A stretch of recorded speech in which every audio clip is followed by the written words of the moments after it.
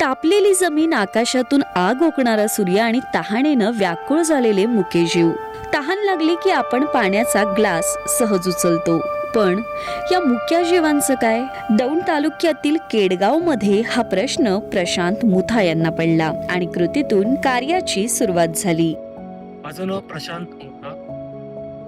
2014 मध्ये आईचं निधन झालं आणि 2015 मध्ये प्रथम वर्षश्राद्धानिमित्त काय करायचं, तर आम्ही वृक्षारोपणाचा निर्णय घेतला की वृक्षारोपण आईच्या नावाने करावं आणि किती झाडं लावायची हा एक मोठा प्रश्न आमच्या समोर होता. तर माझे जेवढे मित्र येतील त्या प्रत्येक मित्राच्या हस्ते एक झाड लावून घ्यायचं आणि त्यावेळेस खऱ्या अर्थाने एक मित्र एक वृक्ष ही संकल्पना पुढे आली आणि तिथून पुढं आईच्या नावाने आम्ही दरवर्षी वृक्षारोपण करत असताना त्यात लोकांचा सहभाग वाढत गेला आणि आज महाराष्ट्रातून या आईचं झाड या संकल्पनेमध्ये लोकांचा सहभाग वाढत आहे. वृक्षारोपणामध्ये खऱ्या अर्थाने आपण कन्सेप्टमध्ये काम करत आहोत. आईचं झाड आणि पक्ष्यांचा ज्यूस आतापर्यंत आपण साधारणतः 25,000पेक्षा झाड लावलेले आहेत आणि त्या झाडाचं संगोपन एक मित्र एक वृक्ष या ग्रुपच्या माध्यमातून करत. झाडं ही निसर्ग चक्रातील एक इतका महत्वाचा घटक आहे, त्यावरती निसर्गातील वेगवेगळ्या परिसंस्था जगत असतात.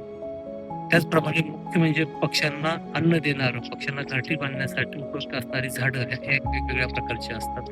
त्याच्यामध्ये आम्ही पक्ष्यांना उपयोगी असणारे वड, पिंपळ, कडुलिंब, नांदूर, पिंपळणी, चेरी असेल, तुती असेल या प्रकारची झाडं मोठ्या प्रमाणावरती लावली, जेणे फळांच्या माध्यमातून पक्ष्यांची खूप भागेल आणि बीज प्रसार मोठ्या प्रमाणावर नैसर्गिक जंगल निर्मिती होईल. त्याचबरोबर उन्हाळ्यामध्ये पक्ष्यांना मकरंद मिळावा या दृष्टिकोनातनं काटेसावर, पळस, पांगारा या फळांच्या माध्यमातून मोठ्या प्रमाणावरती पक्षी मकरंद घेत असतात. म्हणून या सुद्धा झाडांची मोठ्या प्रमाणावरती आपण लागवड केलेली आहे. खऱ्या अर्थाने पक्ष्यांचा ज्यूसबार ही संकल्पना यासाठी मांडली की पक्ष्यांना नैसर्गिक अन्न मिळावं आणि त्या प्रकारची झाडं आपण प्रत्येकाने लावली पाहिजे. ती कन्सेप्टवरती आपण वृक्षारोपण केलेलं आहे. एक मित्र एक वृक्ष ग्रुपच्या माध्यमातून पक्षी आणि वन्य प्राण्यांसाठी पाण्याची सोय केली. अनेकांना ही बाब अगदी साधी वाटत असावी, मात्र ती जीव वाचवणारी आहे. हे फक्त पाण्याचं भांड नाहीये, तर हा जगण्याचा आधार आहे. दरवर्षी हा उपक्रम अधिक मोठा होत चाललाय. कृत्रिम पाणवठे, पर्यावरण संवर्धन आणि समाजाला जोडणारे अनेक उपक्रम. खरं तर पाणवठा कन्सेप्ट पाठीमाग सुचली यासाठी की ज्यावेळेस आपण झाडांना पाणी देतो, आपल्या प्रत्येक झाडाला ठिबकच्या माध्यमातून पाणी देत असतो. ज्यावेळेस झाडांना जातं त्यावेळेस त्या ठिबकमधून जे पाणी टिपटिप पडत असतं, त्यावेळेस त्या ठिबकच्या पाण्यातून पक्षी पाणी पिताना मोठ्या प्रमाणावरती दिसले, तर मग त्यांना फक्त पाणी चालू असताना पाणी मिळेल आणि मग पाणी संपल्यानंतर, पाणी गेल्यानंतर पाणी कसं मिळेल, म्हणून हे आपल्या प्रोजेक्टमध्ये पिण्याच्या पाण्याची सोय करावी म्हणून हे आम्ही अगोदर पसरट भांडे ठेवले. ते पुरत नव्हते म्हणून आम्ही वेगवेगळ्या प्रकारचे सिंटेक्सच्या टाक्या आम्ही कापून त्या गाडल्या. तर नंतर या परिसरामध्ये आम्हाला सशांच्या लेंड्या वगैरे दिसल्या. मग असं वाटलं की वन्य प्राणी सुद्धा या प्रोजेक्टमध्ये येत आहेत, तर त्यांना पिण्याच्या पाण्याची सोय व्हावी. आम्ही बशीच्या आकाराचे सिमेंटचे पाणवठे तयार केले आणि आज त्याचं यश मिळालं. तर या बशीच्या आकाराच्या पाणवठे केल्यानंतर या पाणवठ्यामध्ये ससे, कोल्हे आणि या परिसरातील वेगवेगळ्या प्रकारचे असंख्य पक्षी पाणी पित आहेत. त्यांना बोलता येत नाहीये, ही गोष्ट तितकी सत्य आहे. आणि ज्यावेळेस उन्हाळा सुरू होतो त्यावेळेस पिण्याच्या पाण्याची पद्धती वाढते आणि ज्यावेळेस हे पाणी पिण्यासाठी पाण्याच्या शोधामध्ये मानव वस्तीकडे ज्यावेळेस येतात, त्यावेळेस मनुष्य आणि प्राणी यांच्यामधला संघर्ष वाढताना आपल्याला बऱ्यापैकी दिसतो.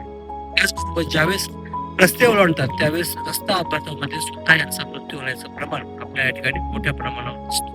त्यामुळं त्यांच्या आदिवासी किमान उन्हाळ्यात तरी त्यांच्या आदिवासी पाण्याची सोय ही करणं गरजेचं आहे.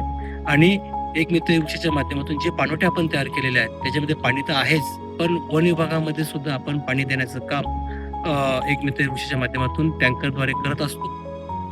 तर माझी सगळ्यांना एकच विनंती आहे की पक्षी आणि प्राणी निसर्ग चक्रातील अन्न साखळीतील एक महत्वाचे घटक आहे.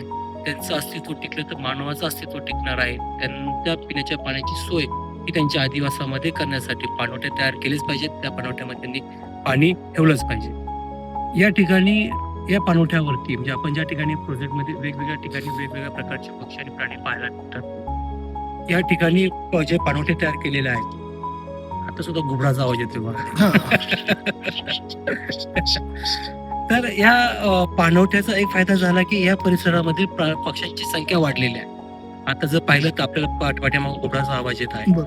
तर ह्या पाणवठ्यावरती दिवसभर या परिसरातील फिरणारे कुत्रे पाणी पिण्यासाठी येत असतात. या परिसरामध्ये बागडणारे खारुताई पाणी पिण्यासाठी येतात. त्याचबरोबर असंख्य वेगवेगळ्या प्रकारचे पक्षी ते दिवसभर पाणी पितच असतात. संध्याकाळच्या वेळेस ससे, कोल्हे या ठिकाणी पाणी पिण्यासाठी येत आहे. नक्कीच हा पाणवठा केल्यानंतर एक समाधान वेगळं आहे की आणि त्याच्यामधलं सक्सेस एक आहे की या ठिकाणी वेगवेगळ्या प्रकारचे पक्षी, प्राणी पाणी पिण्यासाठी येत आहेत आणि एक मला आत्मिक समाधान हे मिळतं. कोणाचे ताण भागते या गोडभर पाण्याने नागरिक जीवनदान मिळत आहे. खरं तर या 10-11 वर्षाच्या या आपल्या कार्यामध्ये आपल्याला महाराष्ट्रातून वेगवेगळ्या प्रकारचे लोक आपल्याला मिळाले. त्या लोकांनी केलेल्या आर्थिक मदतीने, मानसिक मदतीने आणि खऱ्या अर्थाने सोशल मीडियाच्या माध्यमातून आपण ज्या कन्सेप्ट मांडल्या त्याच्यामध्ये लोकांनी सहभाग घेतला. खऱ्या अर्थाने यातील यश म्हणजे माझं वैयक्तिक जर पाहिलं तर मला वेगवेगळ्या क्षेत्रातील वेगवेगळी माणसं तर भेटलीच. त्यांनी केलेल्या मदतीमुळे हे कार्य बी उभं राहिलं आणि त्याच्यातून असंख्य पक्षी असतील, प्राणी असतील, वेगवेगळ्या प्रकारचे मधमाशा असतील, कीटक असतील, यांना एक वेगळ्या प्रकारचं अधिवास निर्माण करण्याचं काम हे एक मित्र वृक्षाच्या माध्यमातून केलं. यासारखं मोठं समाधान नक्कीच नाही. खरं तर उद्याचं आपलं जगणं हे आज खरं तर ठरतंय, कारण की आज आपण पाहिलं तर उष्णता भयंकर वाढत आहे. येणाऱ्या काळामध्ये दरवर्षी उष्णतेमध्ये वाढच होणार आहे. ती कमी करायची असेल तर आपल्याला वृक्षारोपणाशिवाय पर्याय नाहीये आणि निसर्ग चक्रातील वेगवेगळ्या प्रकारचे साखळी टिकण्यासाठी त्याच्यावरती आपल्याला काम करावं लागणार आहे.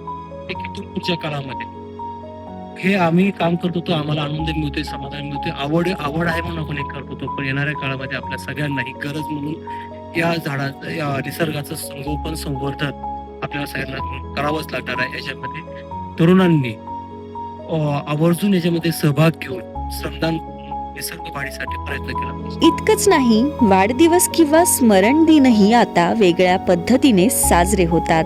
अर्थात मुक्या जीवांसाठी पाण्याची सोय करून. उन्हाळ्यात पाण्याअभावी अनेक पक्षी आणि प्राणी शांतपणे मृत्यूला सामोरं जातात. कोणाला याची जाणीवही होत नाही. पण एक छोटासा बदल, एक मातीचं भांड, एक थेंब पाणी या मुक्या जीवांचं आयुष्य वाचवू शकतं. आज केडगाव मधून सुरू झालेली ही लहानशी कृती आता अनेकांना प्रेरणा देते. आपल्या घरासमोर एक भांड ठेवा, त्यात पाणी भरा आणि कोणाच्या तरी जीवाला दिलासा द्या. हाच संदेश यातून आपल्याला मिळतोय.